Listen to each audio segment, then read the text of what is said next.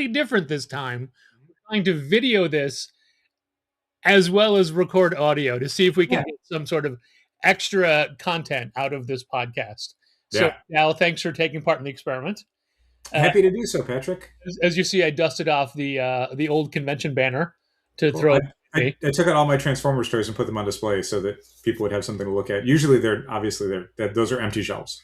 This is usually you just have like a giant whiteboard and you're going through like all these calculations and a lot of equations. That's how I spend my time. People can now see how much I gesture during these recordings, which is a lot. To see my poor posture, it's great. It's the whole thing. If I lean back further, I'm more on the screen, and they can see how little I actually dress up for this. Mm-hmm. Neither of us are in shirts and ties or vests or jackets or anything. So anyway, I guess not. We're gonna probably go over a bunch of Comics Pro stuff, I think, from this episode. I don't know if I'm recording, to be perfectly honest with you. I hate to do this. I'm looking at the screen, and your line has all these waveforms as you're talking. Yeah. Mine is a straight line. Yours has all the waveforms on my side. Okay, good. Then we're good. Yeah. Okay. And we have the option of a transcription as well. Okay, great. I mean, it would be very much like a Challengers podcast a Contest of Challengers podcast to for sure go through it and have none of the technology work. Have one of the people on the recording not being recorded. How is my resolution on your screen? A little pixelated sometimes when you move around, but generally yours is all blurry. But I'm up in the little corner over there, where I imagine you're in the corner on yours, right? Correct. Yeah, and you're a little blurry. So we'll see how that goes. This could be a one-time thing. Who knows? Also, I realized after the setting up of all of this, which includes a makeshift microphone stand I have that's this is where my monitor is. It's directly in front of me. Here, I'm going to just change it a little bit so it gets more of... I didn't bring my notes out. Okay. Yeah. What? Oh, God. What's going on? What is going on? What is this? I have the power. No. This is not... Gentlemen, I'm not going to lie to you. Whenever any word of Managed Comics is spoken on the internet, I know about it. And I am here, Brian Garside, Managed Comics' own, to discuss some things with you. So here's what's weird. We weren't actually talking about you, but I was thinking about Managed Comics. I was also thinking about Managed Comics. Like, boy, Managed Comics. And then, think his name and he appears. I know, exactly. I believe in Garside. How are you doing, fellas? Welcome, Brian Garside, to Contest of Challengers, which is a complete shock, which no one expected. Well, there you go. Like, I'm not allowed in your country anymore, so I come on your podcast. That's how I roll. That way, Brian. Also, that's, I believe, our rule, right? You're not talking about anything political. You just mean that Challengers does not allow you back in the country. Yeah, you've got like some sort of ban on me at the border, and every time they like see me and say you can't go. That's not true, Brian. You were just in California, I believe it. True story. Repping Challengers, wearing a Challengers t-shirt on Saturday. Of which none of us are doing that right now. Yeah. No, you're not. Amazing. Dal's not. I'm not. I've got a generic Marvel shirt. You got Bob's. Bob's Comics, not even a real comic shop. It's fake. A gray t-shirt. It's just a gray undershirt. That's a handsome t-shirt, though. I thought yours was Bosco's for a second. No, although we are working with Bosco's right now. Nice. Yeah. That's like basically Canada. Yeah, that's as far as we're concerned. David Harper told me that he's an honorary Canadian because he is so close. Oh, well, he's also not allowed back in this country. True story. So how you guys doing? He's allowed in America, just a different America. We're good, Brian. Thanks for I guess kidnapping our podcast. And I assume you have a list of grievances to go over note by note, line by line of let's hear it. Contradicting things that we've said about you that you feel are erroneous. Yeah. Well, in Canada, we actually have Festivus in February. So we're actually celebrating Festivus right now. And I have the Festivus poll in the other room. Orthodox Festivus. I get it. Exactly. So, and a ruler that you're menacingly slapping into your hand. Got a lot of things to talk to you people. A metal ruler at that with a nice sharp edge. Wow. All the metrics on it. Great. Oh, yeah? Well, you think you're so tough? I got Captain Carrot to defend my back. And Dal has 1,000 Transformers. Yeah, I'm actually doomed. Awesome. Do you want me to name them all? It's Wreck-Gar right there. Yeah, so I thought it would be a good opportunity to talk to you guys about all of the slander that you've mentioned and give you the contact details of my lawyers who will be contacting you presently. And to be clear, Brian, be clear, the things you're objecting to are the sanitized and sweetened versions of our complaints or our suffering to spare your feelings. So I know. I hear them all. If we're ripping Band-Aids off, we can rip a whole lot of Band-Aids off all at once. I hear them. So let me be totally honest for a second. Sure. You guys have provided a ton of feedback. Yeah, not for long. You guys have provided a ton of feedback that I've taken to heart. And, a lot of times you see improvements because something that you indirectly mentioned, or I'll just reach out to one of you and go, we do that. We already do that. So those things happen, right? But yeah, and it also provides me with ammunition when I talk to publishers and stuff and say, these are things that they fall down to us, but they're our responsibility, but they're not our fault, right? Our responsibility is to give you good data, but it's really hard to do it when yesterday, was it Blood Moon, is sharing a UPC code with another book?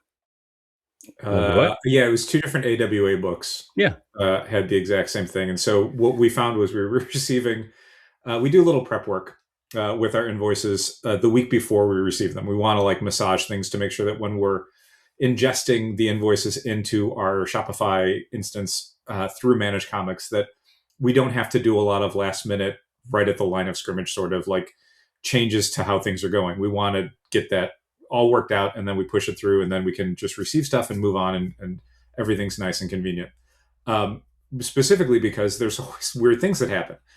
There's, for example, there's bundles for different DC books or Vault books that we don't receive as a bundle because we're not selling a bundle, we're selling individual copies. So we have to go through and delete the DCKO 25 copy bundles and then add the subsequent number of copies, 25, 50, whatever, to our main number so that we're receiving the correct number of A copies. Which is an easier thing to do when we're already getting a quantity of that book. But when that only comes in bundles is when it's more work. Yeah, for sure. Which, I mean, it's not a huge deal, but again, one of the things is also finding out things that are not going correctly. Some stuff is an issue that maybe we'll talk about with Brian Garside on the podcast at some point. We need to schedule him to be on an episode, Dal. Where one of the big things I do with the invoices that we're pre-receiving is, I guess, to put it one way, is that we're looking to make sure that the number of copies that we're getting in matches the number of copies we need at a minimum for our subscribers. For sure. So if we're getting in 5 copies of a variant cover for Marvel, I need to make sure that we need 5 or less copies of that cover for our subscribers. If we need more copies than we're getting in, I need to do a very quick reorder from Penguin Random House, which 99 times out of 100 will fill, and Lunar, which 99 times out of 100 will not fill. One of the things that we notice sometimes is that frequently we will get, and I know Brian brought up this thing as here's a problem that we've had to solve for publishers, and now I'm transitioning it into here's a Managed Comics thing that sort of is weird, is we will see people needing copies for their subscriptions, like a B or C cover for a Marvel book, and we have one less copy than we need for subscribers. So we click on a little button on Managed Comics, helpfully provided to say, okay, here are the people that Managed Comics wants to pull it for, and then here are the dates that they added it. And we'll sometimes find that one of the variant covers that we need for someone was added less than a week before the book came out. So it's okay, well, they definitely should not be getting this because this is after the order cutoff deadline. Yet for some reason, at the last minute, Managed Comics is no, pull it for them. And we're no, we're not going to pull it for them. Yeah. They didn't add it in time. So then we just unflag them, or we make sure that they're unflagged, and we move on. When he says we do all this, basically he means he does all this, because a lot of this is over my head. Yes. But to get back to the original point, now that I've aired my grievance, I snuck it in there. Brian was talking about his thing that he was angry about. And I'm like, let me do this.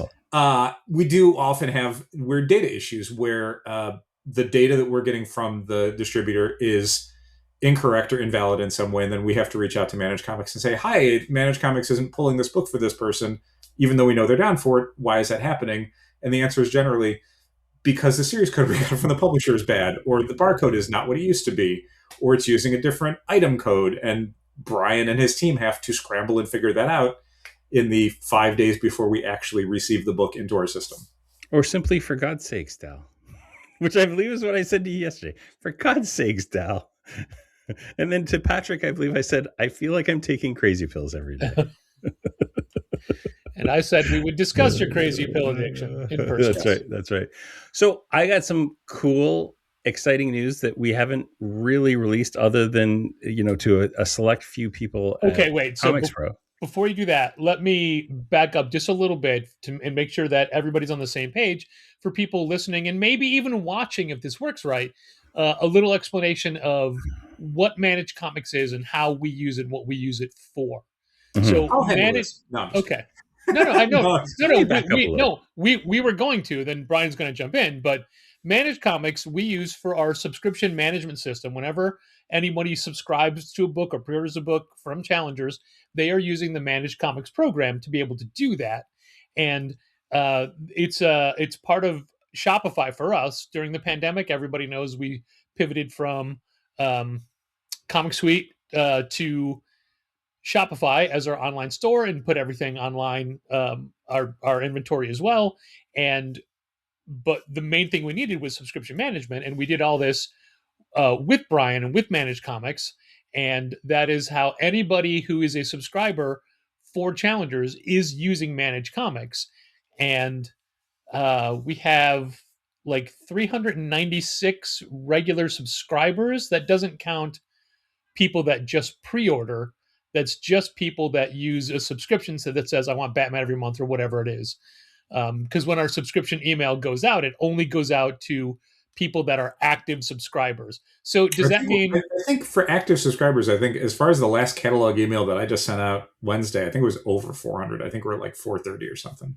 It's funny you say that, because when I was editing the email, that same email, it said 396. It must have gone up, Patrick. That's where I got that number from. Okay. But anyway...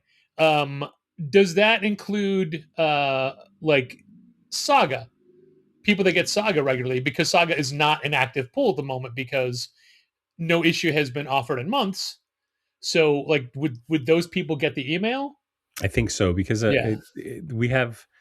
we flag those people in Shopify as Managed Comics -active. And I think we consider anybody an active subscriber if they've ever subscribed in the past and are still an active customer in your database. Okay. So it's a non-small number of people that get their books from us on a monthly or whatever basis, and they do that using what's that? Recurring basis. I keep looking over that way because that's where Dal is on my screen, but Brian is right in front of me, and so that's what Managed Comics is, and Brian is the man who created it and who literally manages Managed Comics. And one of the best things about working with Managed Comics for us is the access we have to Brian to be able to, like, when we have an issue, we email a support ticket in, and it's usually Brian who gets back to us and promptly, and not only fixes it, but says, hey, this is why it's happening. But anyway, that's what Managed Comics is. And Managed Comics has to do so much work every single month to get the data that used to be from one source and bring it into the system. They now have to pull it from everywhere, and everybody does it in different formats, and get it massaged and be able to put into the subscription section of our website, which is the Managed Comics section of our website.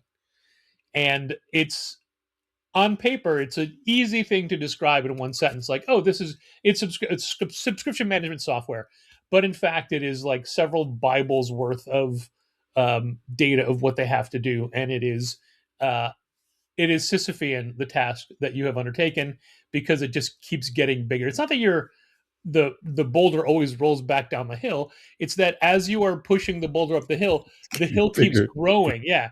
It is the data that went up a hill and is still going up a mountain. And then they throw like obstacles in our way, and occasionally a landmine just for fun. Sure. Here's a landmine. Buckets of lava are pouring down at the same time. Darby Allin is skateboarding down from the top of Everest. Here, we're just going to kill off the primary distributor that you've based all of your data on. We're just going to do that. How's that? Is that going to cause any problems? No, I can't imagine. And then nobody's data is going to in any way resemble the same that you used to get. Yeah. So that's why we created the Comet standard. So and what does Comet stands for? So it is a portmanteau of the word comic and metadata. Comet standard. So we common metadata. Yeah, comic metadata, not Batman Mobile. So in 2023, Katie Pride, and I think even before that, created the comics data metadata working group. It was a really easy to remember group name, and clearly they started kind of meeting, and Django Boren of the Comics Place in Bellingham, Washington, and Comic Shop Assistant, and I joined like a meeting in 2023 along with a couple other vendors and retailers, and we kind of hashed out the beginning of what this group should look like. And it ended up being myself, Django, Katie Pride, who kind of leads the group, and then Jessica Wells of Penguin Random House. And what was interesting at the time was Penguin had just started delivering us data, and it was in an entirely different shape than what Diamonds was. And it was both a challenge and an opportunity. A challenge in that we'd never brought this kind of stuff in before, but an opportunity in that it was shaped more like book product stuff. So we had an opportunity to kind of inform them on what may be missing from that, but also a chance to look at how the big kids do it. This is how a mature ecosystem like books, who've been doing metadata longer than we have, does that. One of the things about Penguin Random House's metadata that I find both completely sensible and also kind of infuriating is that so they have like a writer field and an artist field. Yep. If the writer is also the artist, they only fill in the writer field. Correct. Yeah. That book does not have an artist, even though the artist is the same person, which is the case for almost every manga book that they distribute. It's very true. And it's the thing of we literally had to change around how we display creator data on our website, because what we would have would be we would have a writer field and artist field that would be using the metadata to populate, but none of the manga books had any artist data, so it would just have a writer and nothing else. Yeah. So when we refreshed our website, I'm like, creators, that's it. Yeah. So that way none of the manga stuff would look incredibly really weird. Smart. You would just say the creator and the creator name instead of specifying what specific creator credit they had, and that's entirely because of Penguin Random House. Yeah, period. That sounds right. That's how the industry works. We just change things based off. I get it. In their mind, it's the writer is the most important. The artist is a subsidiary thing. If the writer is the artist, then we don't need to tell you the artist because we already told you the writer. Yeah, and it's yes, but yeah. I agree. That's why in the Comet standard we have I want to say it's the 25 required fields. 28 required fields for comics, 29 for if you include variant covers, and required is writer, artist, and cover artist. So we started establishing first we had to establish what the data was that we were going to have in there, and then we had to establish kind of what the criteria for what that was. So we described it as the containers, and then the shape of the things that you're putting into those containers. And then finally, what containers do we absolutely have to describe a product? So that was literally a year-long process of, there were untold meetings. We were having at least monthly and often bi-weekly meetings. And this was a 96-person effort across 4 different groups. Yeah, it was massive. And so we had input from publishers. There's so many publishers. There's so many distributors. Exactly. Yeah. So many retailers. There's so many different new so many programs. Stakeholders. Yep. Yeah. All 4 major distributors. So Penguin, Diamond, Lunar. Lunar, and Universal all contributed. We had something ridiculous, like 30 different publishers, including Marvel and DC, on calls together. Like, Wow. it was amazing, right? And then we had. Yet they never asked you, Dal. They never Well, asked you don't know that I was. You don't know that I wasn't on all those calls, Patrick. It's called an NDA, and I would tell you what That's that true, means, right? but that's part of Right. the NDA. So I can't. Yeah, we had a lot of retailers as well, and so it was across 4 different groups. We did Wow, Brian just formats throwing and salt standards. into that wound. Oh, a lot of retailers, just not you guys. Hey. It was an open call. Anybody could join. If you didn't join, that is on you, not on us. I don't opened recall it up ever and getting an open invitation. Are you serious? And I wouldn't Patrick know, so it's fine. Brower. So I would have been there from the beginning. Day one, Oos. There were 4 different groups. There was a formats group, a standards group, a categories group, and a workflows group. And basically, Django and I kind of merged the formats and standards group after a couple of meetings. And so there ended up being 3. But yeah, it was a year-long process of kind of codifying all those rules. We launched a white paper in 2024. And then in 2025, we didn't really do anything. Like, there was a lot of stuff going on behind the scenes, and distributors were providing us comment standard data, but the industry exploded and we were all scrambling to keep up. So we didn't really have a chance to get a lot of stuff done. But behind the scenes, like, we were doing a ton of things to make our data conform to the comment standard. And as distributors started providing us with comment data, like PRH did, Lunar's starting to now, our data is starting to get better.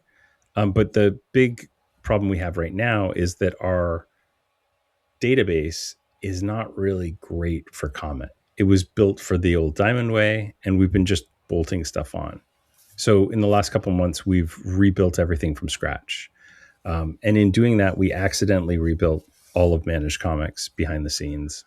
And we've accidentally rebuilt the entire front end, though that one was a little more deliberate. I've been planning on doing that for a while.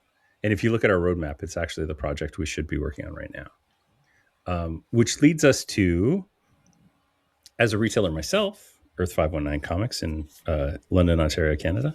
Patrick, you're going to cut that out, right? I'm just going to dub over Challengers on top of that. You guys don't ship to Canada, so I think it's legit. I think I'm allowed to say it. You ship to the U.S.? No, I do not ship to the U.S. Just tariffs are such a pain right now that it just doesn't make any sense. So yeah, as a retailer myself, I'm using the same tools you guys are using. When I became a retailer, you probably noticed a bunch of like quality of life things that changed rapidly because I can actually yell at the developers when I'm like, "Hey, why does this do this?"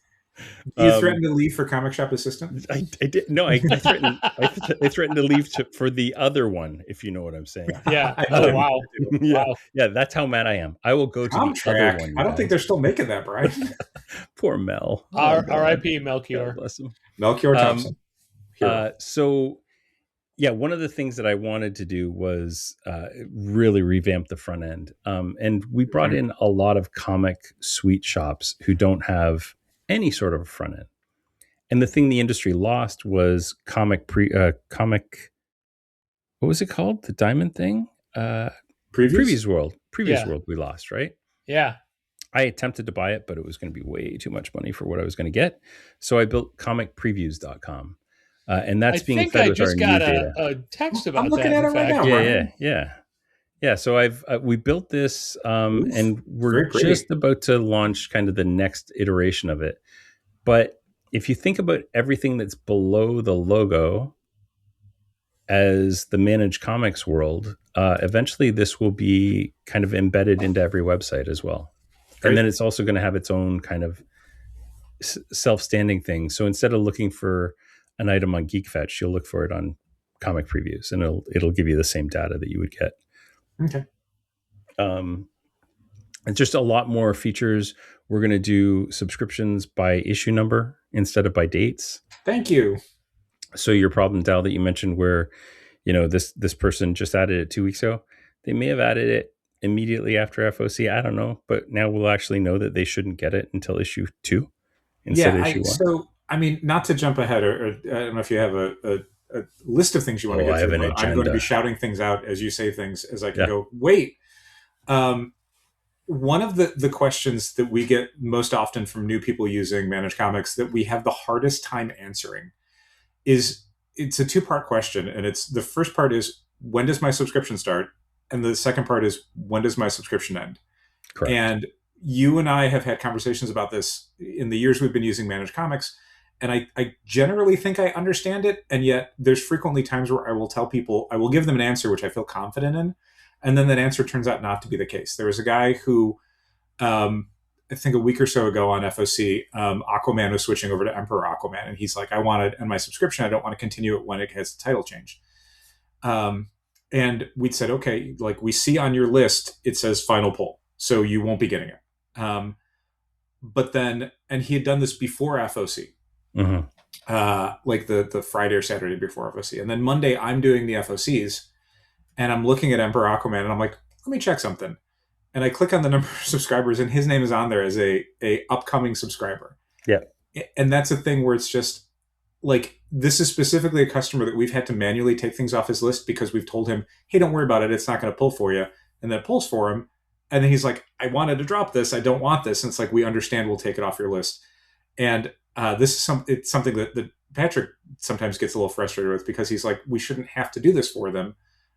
He should be able to do it for himself. And my counter argument is, he's only asking this because we've told him to do it himself, and it ends up not happening. Yeah. So like, hopefully in a way where issue numbers are happening rather than like order dates or whatever, it's a lot more transparent for both the customer and for the store as to when these things are going to be cycling on and off. Yeah, I'm pretty sure that there's just a line in the code that's not being obeyed, like that should say, if FOC is not present. I think that part's missing. Yeah, so or like, I don't know if this is the case. It always feels like there's a situation where, like, it happens, but it happens way closer to the release of the book. Like, it's telling us at FOC, hey, this guy needs it ordered for him. But then when we go to receive it, it'll have dropped off his list, which is just bad in a different way, because that means we ordered an extra copy we don't need because he's not down for it anymore. And what also happens sometimes is FOC dates shift, but we will lock that FOC date in at the earlier period. And so giving them the ability to actually say, no, I don't want this as of issue 6, right? Yeah. I have a customer at my shop that wants to get the Death Spiral of Amazing Spider-Man, but nothing else. So they want to start at 23 and end at 27. Sure. So in theory, right now, I have to start them at a specific date and end them at a specific date. And I just said, you know what, just subscribe now, and I'll just not pull it for you on the. Yeah, that was one of the things about Comic Suite that was the way that Diamond would do it was always pretty transparent for us, because you could just go in at a subscription level and specifically say, okay, start at 23 and at 26, and you'd see that on the screen and you'd know it. And then the way that Diamond would work their catalog is, every time you'd import a new previous catalog, it would then go through and add to their account individual issues based on that. So you'd still have like a subscription screen where it would say like, they're down for these titles, but then there'd be a little box saying, okay, but here are the actual issues they're getting because of those subscriptions, that those subscriptions have triggered in the database to add to their account. So you'd be able to go, not only, yes, I know you're down for Superman, but I can look and see that you're down specifically for Superman 32, 33, 34. And that was very easy for us. And if we ever needed to do a granular thing of them saying, yeah, I want my subscription, but can you not pull 33 for me? We could just go into the little box and go, okay, delete this one issue. And then they'll get 31, 32, 34, 35, and so on. Yeah. Like, that was all really nice. And that was a quality of life thing that we kind of had to adjust to with Managed Comics, which has many qualities that we adore. But there's a couple things where it's like, I don't know why it's doing this, and I can't give you a good answer as to why it is. Yeah. Yeah, no, that's all fair. And like, I never used Comic Suite, and the few times that people showed me Comic Suite, I didn't understand Comic Suite. So some of that is just a limitation of my own brain. You know, I don't understand why you would do things this way. We also put a big emphasis, and like, our new marketing is all around simplicity. Sure. Like, we could make things super complicated and add another 75 buttons and add, you know, a green button next to a blue button next to a red button. But what if we just have one button that has 3 states, you know, that Yeah. I think simplicity actually is a big advantage of ours, and For that sure. means we don't always have the bells. And Comic Suite, like certainly like to their detriment, was built around a very specific idea of there is a new catalog every month, and Right. that catalog has everything in it, and that catalog is the only thing you order from, which means a lot of their logic was like, that's great as long as there's only one catalog. What like they even pre-COVID were having problems with Comic Suite where it's like, all right, what if this gets announced at FOC? What if this gets announced on a new to order? It's like, okay, well, that's really hard to deal with. Like they had to code in different things and some stuff didn't work the same. And then once you start talking about different distributors, none of it makes any sense. None of it worked. Like we immediately got away from Comic Suite because we had to start dealing with things like Lunar. And it's like, none of this works. It just it fundamentally does not work. And so, yeah, I certainly like Managed Comics. It has its quirks. Every platform does, but at the end of the day, and this is something that like we probably don't say enough. Managed Comics has been a huge boon to our business. The ability for someone to say, you know, hey, I'm interested in subscribing, and we go, here's a bookmark with a QR code on it. Follow this here. Please read our subscription service FAQ that we wrote up that steps you through a lot of these things and explains a lot of terminology. And then that night, I can go on to our admin side and see, oh, this person's a new subscriber. Oh, they added these 3 subscriptions. Oh, they added these 4 pre-orders. And it all works. It works great. Yeah. Yeah, that's my favorite part too, is just like the kind of seamless, like whenever we add a catalog, and I haven't even posted the featured image yet for the catalog this month because I keep forgetting because I've been just so swamped ever since I got back from California. But even now, like every day I go in and I see like a whole bunch of people have added stuff from a catalog that I haven't even solicited yet, which is great. I don't know how they do it, Brian, because this is the thing. Like, I'll give you a little behind the scenes of how we deal with it. Once the data is in Managed Comics, and it's usually around the time that we get, you know, the digital catalogs from publishers and then the print catalogs, that's when we'll know that, like, okay, now things are going to be in Managed Comics. We construct an email that's basically saying, like, hey, the catalogs are up. Here's some spotlight books that we want you to check out using solicit data and cover images and links to specific order pages. But then we'll also do a thing where we'll put in like, here's the link to the catalog.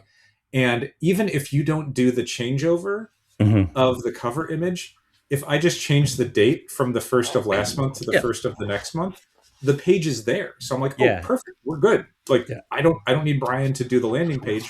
He already has a different landing page that I can just link to. Yeah, that is how it's supposed to work. So it does kind of generate those as soon as the first piece of data comes up. And so some of those catalog pages will exist months in advance because we have pre-solicited information for, you know, up to June in some cases. So they will exist with just 1 or 2 pages.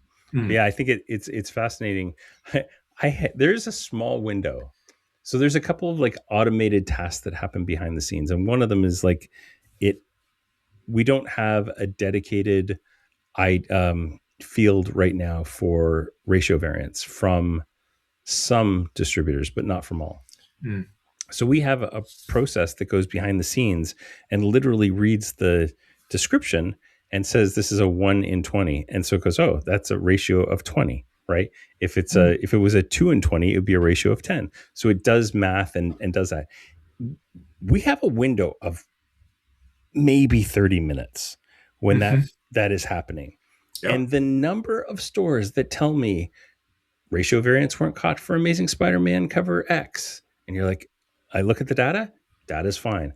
I look at it, they did it exactly 10 minutes after we uploaded the file. Like, how? How is that even possible? I don't know how people do it. Like, we'll send out our new catalog emails on a Wednesday. On Sunday and Monday, I will see people start adding all of their DC open order covers and stuff. And sometimes, if they're early enough, we'll see like, oh, someone reserved the 1 in 100 variant at cover price. I'm like, no, decline. We don't do those. And occasionally that is just like the data hasn't matriculated properly or it's, you know, it's bad, but it's shocking. Are pretty hot on the trigger there. Yeah. There was something I reached out to you yesterday for where a subscriber, actually employee and subscriber, had caught that the link for a specific IDW book was than going to the previous iteration. As a matter of fact, I couldn't even find the book on the back end to add it for her by searching the title. And Dal's like, no, just search IDW Classics, and I bet it comes up then, and it did. And it's all the weird little data quirks, and of course, those things are found immediately when it is a thing that you would never find. You would never even think to have to comb through that to make sure that the data for each thing is accurate, especially with a graphic novel collection like that. But they find it. They find the broken things right away, and you don't even know how they're looking for it. God bless them. God bless them. That just means we've got really super engaged like customers who want stuff, right? Like publishers who are terrible at their data for their smallish outputs or what have you. Why won't Marvel put the cover artist name on the cover of their goddamn books? I know. It's so easy. It can't be that hard. This is an interesting challenge that we realized fairly early on, like during COVID. Our challenger. This is an interesting challengers comics and conversation that we noticed early on. One of the main reasons that Comet exists is because there is a massive lack of institutional knowledge in the comics industry. If you think about the last 10 years, like we've seen, yeah, please don't. We've seen almost 100% turnover in the industry, right? And I don't just mean like all these people retired. I mean people went from Boom to Square Enix, or from Skybound to wherever. Like, so these organizations that have people like Vince from DC, who was like Vince. If you ever talk to Vince, I think his last name is Leterrier. We have talked to Vince. Yeah, Vince drinks and he knows things. I don't think he drinks though, but he knows things. He knows everything about how anything was ever structured at DC. And when he was let go in 2020, that information went with Vince. In fact, an Access database of information went with Vince. Like, it's gone. Nobody can even open it in the world. Like, nobody has a computer that still runs Access in 2026. So a lot of this institutional knowledge goes with these people when they leave, and it doesn't get rematriculated throughout the organization. So one of our goals is with Comet is to like start to introduce that information, because I don't believe anybody maliciously does this stuff. I think it's a lot of just like, we just didn't even know that issue sequence number was a thing, right? Like, why would we include that?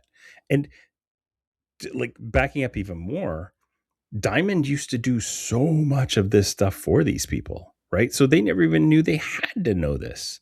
So yeah, it's been probably the most interesting challenge in my, like, I don't know, 20 some 30 some odd year career, or whatever it is. We're not going to say numbers. You got your voice got so low. Yeah, we're not as if you were bellied up to the bar. I have no idea. Just talking about all the mistakes you've made, been far too all long. The women from your past, and all the cars you've driven into the ground. But Patrick, there's only ever been one woman, my wife. I don't know what you're talking about, and I bristle under the fact that you would even. I thought you were going to say that one woman was comics. I thought that's Dal, I'm not allowed to say that either, because I can you say the phrase "I love you, but I've chosen comics"? I think definitely not. I think I can. Yeah. Okay. So yeah, it's been a really interesting challenge, and I think we've done like some really good work, but it's not done, right? Like, this is a thing that's going to take a long time, but we're getting closer. So our new system like addresses a lot of this stuff. I have a bunch of, like, last week I really just sat down with publishers and distributors and said, when we have bad data, we're going to flip it back to the publisher, show you what's wrong, have you fix it, and then we'll send it to the distributors. And so we're going to start building that institutional knowledge throughout the industry. And even though this is my validator, by me sending it back to the distributor, I'm fixing a problem for the entire industry when we fix it for one, like our shops. So yeah. One of the things I've been doing lately is I have a sheet of the way each individual publisher has their data in their invoice files, and luckily everybody who uses Lunar, it's all the same way, the same breakdown. But anyone that uses Penguin Random House they can do whatever they want. So Marvel's data is different than Dark Horse's data, which is different than IDW's, which is all very different than Boom's.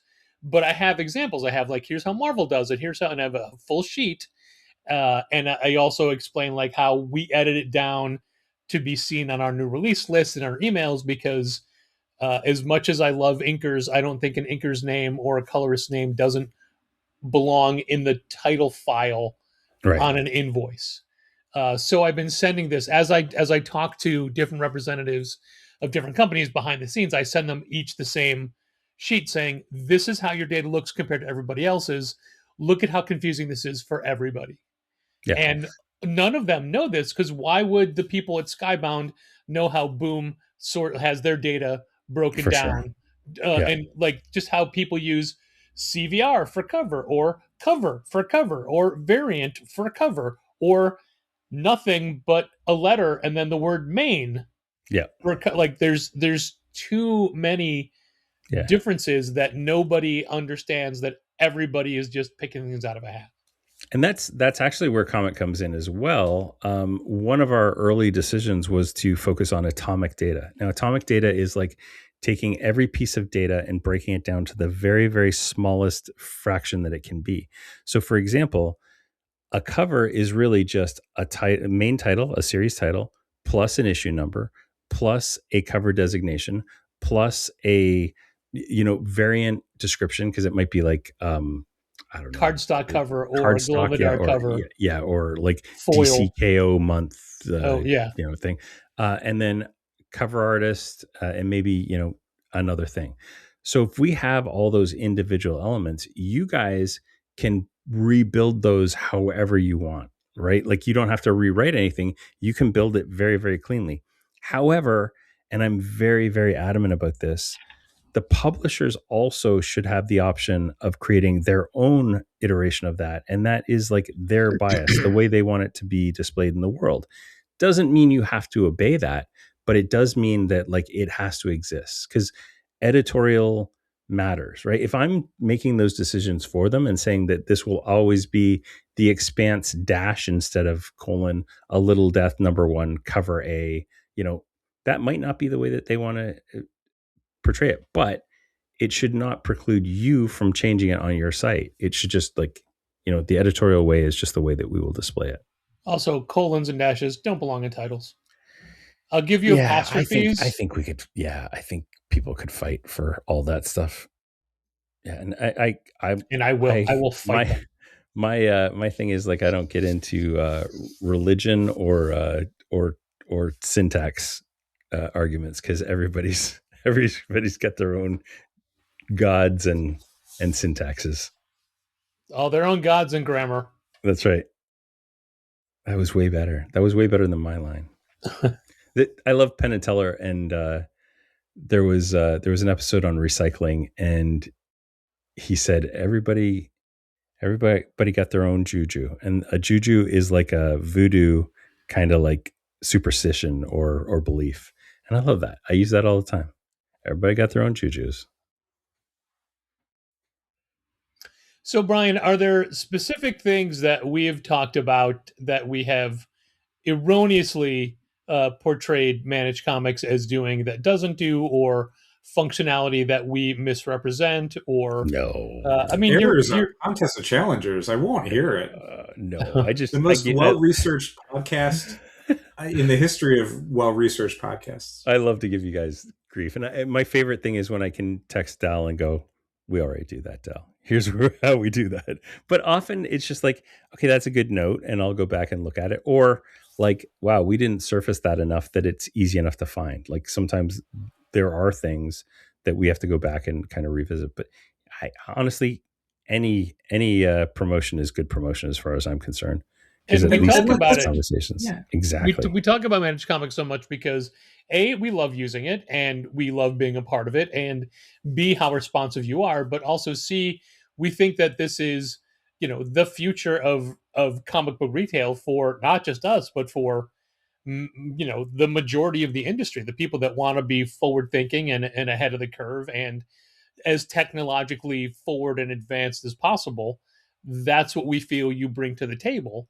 And it's no secret that we've tried different things over the years, and it's like we've done two different rewards programs in the past, and I wound up abandoning both of them because they don't work. And there's no shame in starting something and saying this isn't for us and not doing it. And we have a litany of programs and functionality that challengers did or used to do that has ran its course. We had a graphic novel rental service that's gone. We had a weekly art blog that's gone. We had things that we do that the all ages kids read along. That ran its course. Things run its course, but we're always looking to do what we think is best for our shop, our community, and comics retail in general.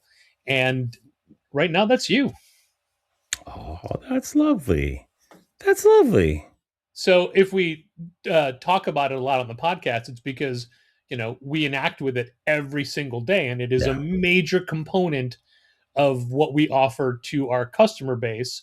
And if something isn't working the way they need it to or we need it to, then it gets frustrated and we bring it up. If we didn't really care about any of this, we just never talk about it. I agree. I mean, one of our biggest challenges is always just the Shopify of it all, right? But at the same time, like Shopify is so good. Like from a front end perspective and from like a website, like if you're using Shopify, your site will rank higher than any other site in your area, guaranteed. There's just the way that they do things. There are some trade-offs, right? Like we make a lot of compromises because of the way that we work with Shopify, but it's worth it. And like, as much as I sometimes loathe the point of sale system, it's also super simple. Like if you have to train a new person, what does it take? Like 5 minutes? Yeah, they pick it up really quickly. Yeah. I have a 17-year-old son that works with me. We were at a convention. I pop up the point of sale, walked him through it within 5 minutes. You're just on devices. You're just on mobile. Yeah, mine's on iPad. Yeah. And I guess they're all on iPad technically. Yeah. Within 5 minutes, he's just like ringing up people. And like, I didn't have to sit there and go, okay, now if you want to do a transaction, you then have to calculate the taxes by play. So no, you scan it, you say, would you like to pay by cash or credit? They tell you, you give them the machine just works. Like it all works. Yeah, it's really good. But yeah, there are some compromises we've made. But things are just going to get better. Like I'm so excited about the next few months, especially. That's great. One of the things we don't like about Shopify is their constant need for change, their seasonal updates, we took this button here and moved it over here. Isn't that better? Why? Why is it you just did it to do it? It's not. I know. They're never asking their user base. Why would they? They clearly don't understand businesses that have thousands of new SKUs per month, like the comics industry does. They really love boutiques. I will tell you, Patrick. Yeah. Full disclosure, I have had conversations with at least a dozen different point of sale systems.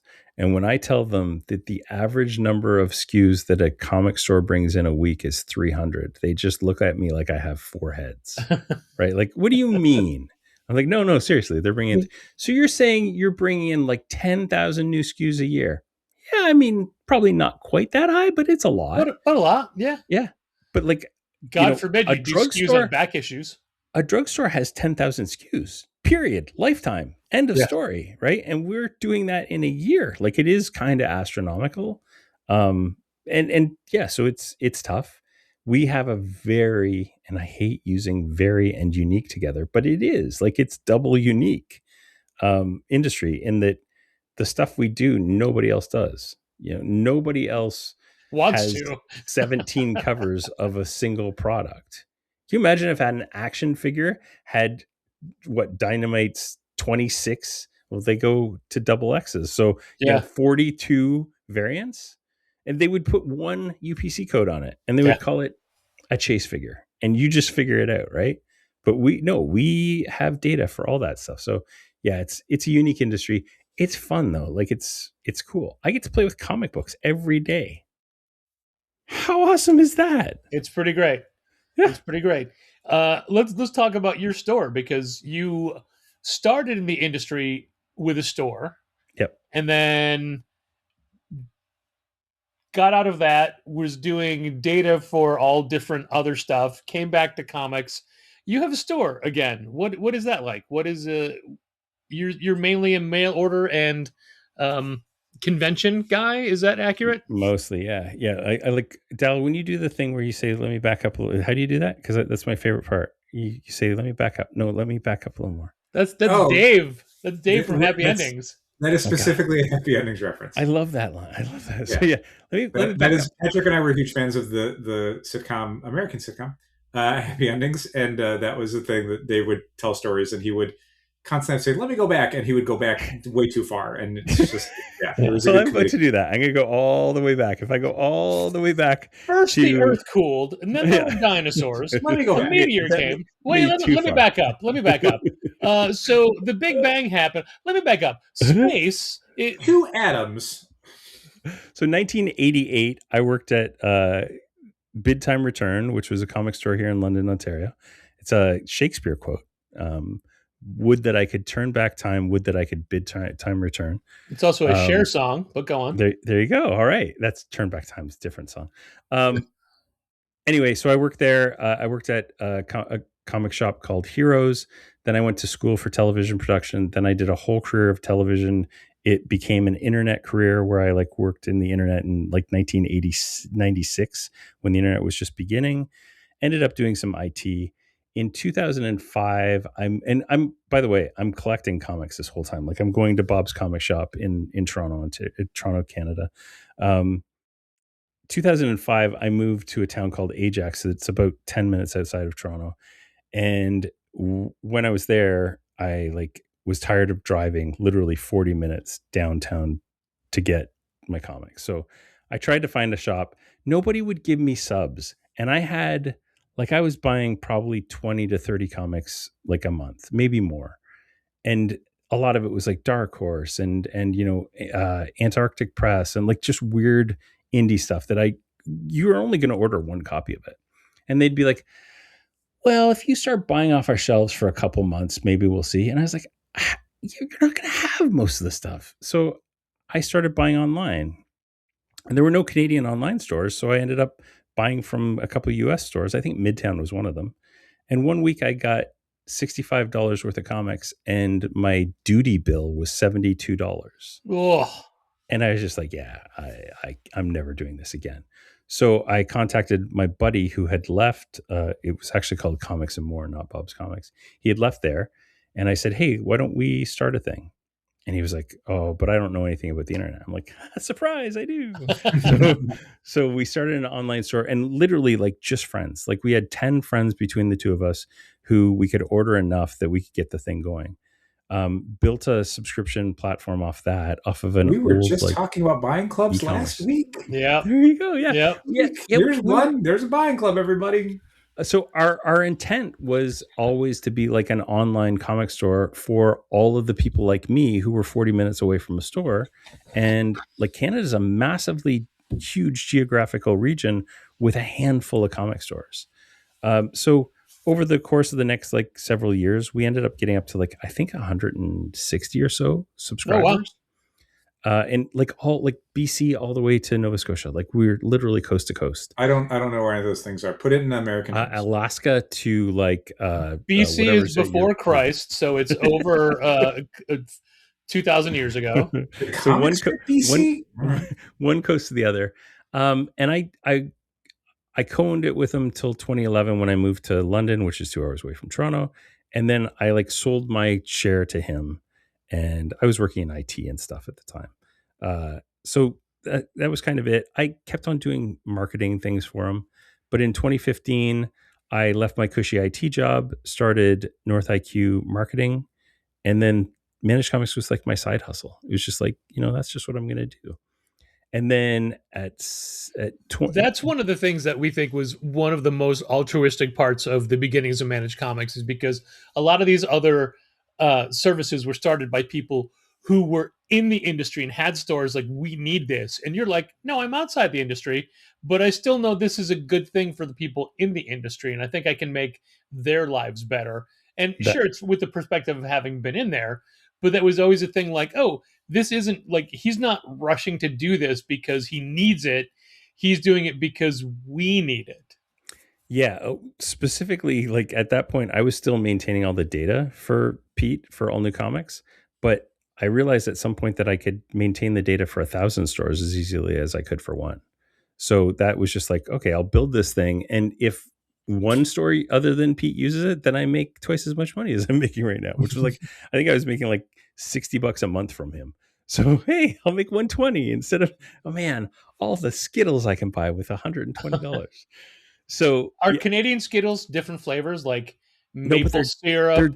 they're duller or because we don't have the back same food bacon, coloring. Or I'm out after two. Tim We do have Hortons coffee. What were your two maple and what was the other one? Back bacon. We do have a maple Yeah. syrup Moose. Skittle, Moose. of course. Everyone does. Yeah, there's the Moose Skittle. During the pandemic, that's when like we started looking at Shopify, and it was literally, I was talking to, so the first thing I did was Zoom calls, and we were just talking to stores, and we're like, they all said we need to be able to sell things online. So we did like some fast things in Managed Comics so that they could sell their subscriptions every week online. But then we realized, oh man, like we need to look at other things, and that's where Shopify came in. So that's just the longest way ever of saying that I had a comic store. And then in 2025, my partner Peter decided he wanted to retire. And I was like, he had about 130, 140 customers at the time. And I was like, what are you going to do with those guys? And he was like, well, I'll let them know that we're going to wind things down. And I was like, what if I just bought it from you? I had a 16-year-old son at the time. I mean, I still do, but he's 17 now. Like he didn't die. No, you have a different one. It's 17-year-old yeah. son. Yeah, exactly. You traded up. So we started Earth 519. And so if you notice the number, I was born in 1971. I started in a comic store in 1988. I was 16 when I started. He was 16 when he started. How cool is that? How cool is that symmetry? Isn't that awesome? I mean, if you have to wait until you're 16 years old to start working in comics, I mean, okay, Grandpa. You were like 14, right? No, he was 12. 12. To be fair, I didn't own one before. That's fair. I was also 16. My brother had a very random part-time job on like Sundays, working at a shop, and I would just go in with him and hang out all day. So I considered that my first, or I'd like, excuse me, go upstairs and put a board across two sawhorses and work on homework or illustration projects. That's amazing. That's so cool. And Dal is right now is picturing exactly in his head where I was doing it. Yeah. Yeah, so it's been a lot of fun because we've built this thing together. It's all online, but we have been looking for brick and mortar. It's just that's a huge commitment. We need you at your computer 24 hours a day. I know. That's what, and my wife also says that, and I don't understand this, but apparently like she likes me and she'd like to see me occasionally. That's I weird. Don't get it. We hear the opposite from most people's wives. Right? Like, oh no, that's what I always thought. Have this hobby outside of the house. Go. Yeah. No, apparently I'm kind of fun and she likes to be around me and that's why she married me. I don't get it. I think, all right. I think that's ridiculous. To each their own. Right? Yeah. Are you sure me?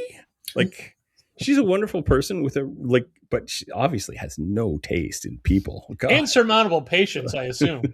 What a flaw. God, the most patient human being on the planet.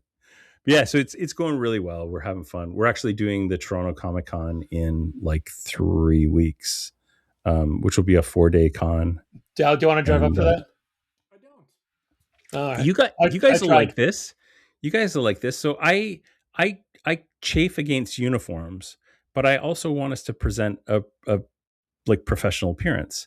So at some point, especially after having just been at Comics Pro, where every time because I was a virtual attendee, and whenever it was like, hey, here we are in the giant hall, it's like, I can't tell the professionals in that industry. Correct. Yeah. So our thing is so that we are definitely, everybody wears a comic inspired t-shirt now. So you never know who's an employee and who's just like, on the walking in. So we wear aprons, like green Okay. Really nice Yeah. aprons with like leather straps, and they've got all kinds of pockets for pens, guys. And like our phones go into a pocket and don't come out until you're on break. Oh, it's wonderful. So yeah, and they've got little Earth 519 logos on them. So that was it was a little bit inspired by you guys, like the fact that when I went into your shops, like you could tell who worked there and you could tell who was a customer. We also And have name yeah, that's badges that we wear, true. which Yeah, came out of Diamond Secret Shopper feedback. We yeah, almost went with lanyards, yeah. That'd be fun. but I think that what was lanyards. That was lanyards my idea, and name badges was your idea. I don't think so. Your objection to name tags was like you didn't want to punch holes in your shirt with a pin, and I'm like, I think we can get like magnet ones. Yeah, Yeah, and now you can magnet see ones is where you went. Okay, yes. all my vests. You can see two little worn out dot spot spaces, especially in like an all black vest. They're discolored where the magnets go. that's a great idea, though. I'll glue a magnet to the back of the apron, and then we'll be able to have interchangeable name tags on the front. That's great. There you Also, go. Look at it. the Inspired magnets. me. Oh, the magnet. There's the thing on the back that just it pops apart. You don't glue anything. Yeah, I know, but if I glue them, then they'll never go Don't do away that. because Don't we'll do that. lose them. We'll lose them. Well, doing it with aprons, the way the magnet backing is, the strap of the apron will run right through it, so you don't have to have it on the apron. It'll be right above it where the strap connects. That's perfect. Yeah. Yeah. All right. Well, sold. You did it. You solved my problem. I will send you our name tag source, but I don't know if it's not worth it for you because of international shipping. I may have to come to Chicago just to. We'll get them delivered and we'll just give them to you. That's the worst part. So this convention ends literally like the week before C2E2, and I planned on going to C2E2, but like we're gonna be rebuilding the entire store when we get done this convention. And also, no it's in America, and you're hedging your bets, man. Yeah. I'm trying to limit my exposure to America for a little while. But you guys got this. I feel like the midterms is you'll figure it out. Let's hope we've figured that every other time and been incredibly crestfallen for like multiple elections. But this one, I feel like you got. Yeah. You got it. We hope. They call that the gambler's fallacy. I thought that's what we called comics retail. Thank you so much for. Well, you didn't really have a choice. I just you just took over our feed. You are way more technological savvy than we are. We should have never told you that we were trying our first video recording. Well, yeah, I wondered why you were asking for IP addresses earlier today. The feed. And weird. Are you still at the same residence? Just let me take a look. Oh, there's the IP addresses of that area. Okay. Do I hear a drone outside? Okay, and Dal, why did you ask me to turn off the VPN? I didn't understand. And Dal, I understand that you recently bought some Transformers. Let me just. Okay, all right. I think I know where those are going. All right. My social security number. What's happening? No, it was fun, guys. And, are there any other topics, Dal, you want while we have Brian? Or nothing you want to call him on in public? Yeah, I mean, nothing that needs to be like publicly aired. No, there's things that I could just ask Brian about, or tell Brian about, or have a discussion about. It's fine. All right, Brian, tell us one comic you're reading that you love right now.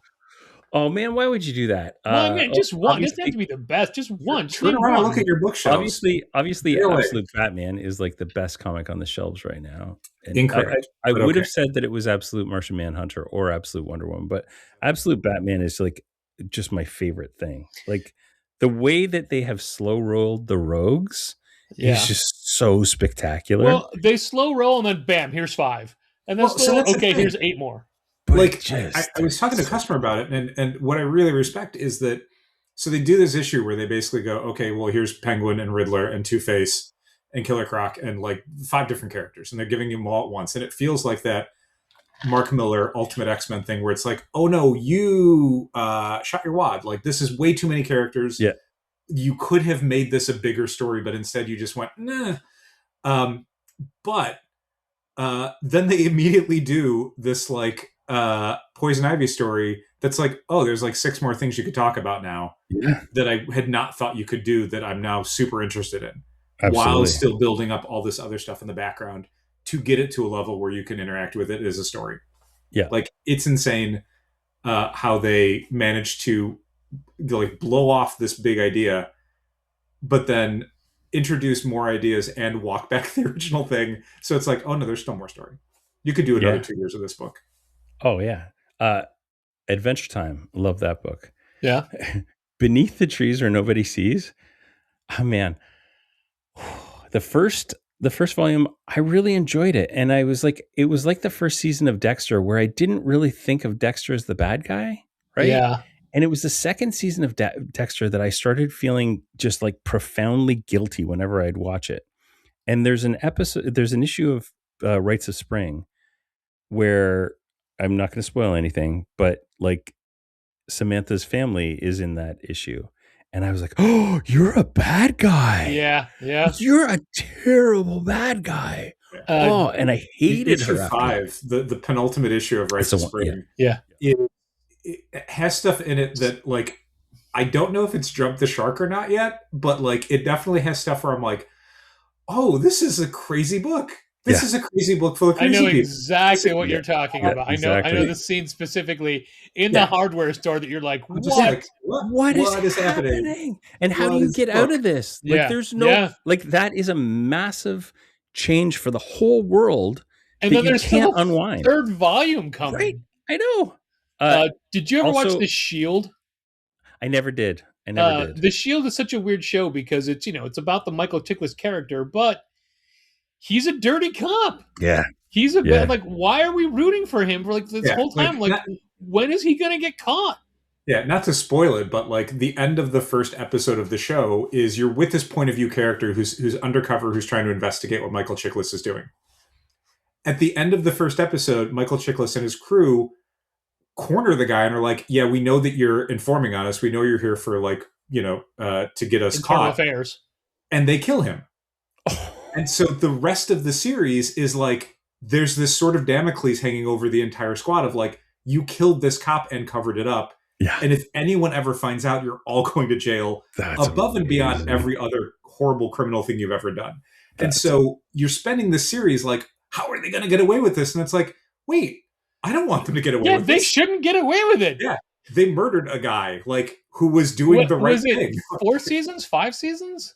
I think it was like 6 or 7. It ran for a while. It ran for a while. It's like, man, like, why are we following this guy? Although it did give us Walton Goggins, so there's that. That's amazing.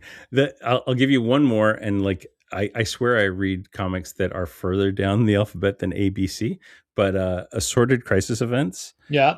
2 reasons. Like, Dennis Camp came out of nowhere, right? Like 2 years ago, we didn't know who the guy was, and suddenly he's doing. I mean, he did 20th Century Men, but honestly, who read that? And if you did try and read it, you weren't paying attention to the guy who wrote Children of the Vault, really? Oh, that was a great, but it was, and it was great. Like, I bought a ton of those and went through them. It's a really good book. But he was kind of like, I wouldn't even say he was a C tier. He was just like a dude who was doing really good work. And then he gets the Ultimates, and you're like, why is he getting the Ultimates? And now you're like, oh, I get it. But Assorted Crisis Events is simultaneously my favorite comic and the comic I most dread reading every month. It's so sad. That 5th issue about the person that goes forward and backward in time is like, right? Like, don't give me a dementia allegory, Dennis Camp. You're a terrible human being. You know what that's going to do. I am not a fan of most dementia related comics or allegories. Same. I used to love Jason, the Norwegian artist Jason, and all his stuff was real fun. Werewolves of Montpellier was such a great book. Let's Kill Hitler. That was a Doctor Who episode. What was it called? West Bank Gang. No, what was the Hitler one, Dal? Wasn't it just I Killed Adolf Hitler? I Killed Adolf Hitler. Yeah, I was confusing a Stephen Moffat Doctor Who episode title with that same thing. But then he did an Alzheimer's short in one of his books, and it was so, and it may have been drawn from his personal experiences, but it was so far away from mine and so, I don't want to say misrepresentative, but that's what it felt like.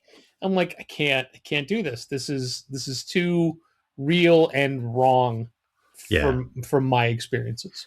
That's the cool thing about assorted crisis events is it's not like none of it is the thing, but it's enough of the thing that you know that it's the thing, and you're just like, it's just devastating. But I love it. It's like it's my favorite book every month, and it's also the book it's the last one on my pile. I was going to say, do you read it first or you read it last? You read it last. Yeah. Because and I have to be in an emotional state to read it. Right? Like it's not like I can just read it on a Tuesday. I got to read it when this is all in the right place. For the listeners, I'm pointing at my head when I say this. Audio medium. Yeah. All right. Well, Brian, again, thanks for crashing in and taking over the joint. But thanks for all the hard work. Of course. Thanks for all. I mean, look, this is the kind of stuff we do all the time anyway, just without the video component. We text regularly, and sometimes about comics too. It's true. It's true story. Yeah. True story. All right. Well, I'm going to get out of here. I've got another podcast to interrupt right now. Wow. What Harper's doing right now. I should get a hold of I'm just going to jump into David Harper. Hey, David, I know you're interviewing James Tynion IV right now, but why don't we talk about me? All right. Thanks, Brian. Thanks, Brian. Bye. Can you believe that guy? Well, unbelievable. So now we got to do a whole hour-long podcast now because he just jumped in and ruined what we were going to do. Oh, I wasn't recording any of that. I'm not giving him the bandwidth. Sitting here forever. Come on. I'm not giving him the bandwidth at all. Not cool. Not cool. I legit did have notes for this episode, but my notebook is way back over there somewhere. I guess that means we got to record a different podcast next week now off of those notes. Oh, fine. I guess we can do that. So there we go. We experimented with video, and it's weird to me how you're still all grainy and pixelated. So we'll see how this actually comes out. Buddy. No, but I'm crystal clear on mine. Are you crystal clear on yours? I'm crystal clear on mine. Yeah, and Brian was crystal clear on his. No, but I mean Brian was crystal clear on mine as well. Yeah. Okay. Interesting. We'll see how this goes. Who knows? We may never do this again. Anyway. Thanks for listening and or watching. Yeah, and keep reading and managing comics. We're going to stay just for a few minutes in case there's an early cutoff. I will obviously edit all of this part out. But how was your experience? It's good. It was good. I don't... you were able to look at the text Brian sent. Yeah, I mean... Because you're on an Apple device, and you can use your AirPods. I am using, as you know, your old cans. Yeah. No, it's a link to his comics preview site, which, I mean, looks good. It's. I think he showed it to us before. It was on one of his live streams. And it's good. I mean, it's a more like... Yet another robot mascot. Yeah, it's a more fully featured and a more aesthetically pleasing layout for a lot of the same managed comics data. Well, I hope it's a good industry substitute. Well, I mean, I would love it for our site when it's ready to roll out, because I think this is the sort of thing that I think people would much rather interact with than kind of the version that we have on the site now, which is functional but isn't really that robust. Where do you go for your HeroClix, Dal? Where do I go for my HeroClix? No, that was the question. Like, where am I supposed to go to find out about HeroClix now? That was a customer of Stephen Dorr yesterday. Oh, was it? Oh, yeah, that's right. Yeah, yeah. For it wasn't HeroClix. It was like NECA and WizKids. Yeah. Well, you say WizKids. You say WizKids. I think HeroClix. Sure, but like because he wants the D&D miniatures, which I think we could probably get through Southern Hobby, but we would have to do all the work, and which is like I don't really want to do that. I told him to go to their websites and figure it out. Sure. All right, I'm going to stop recording now.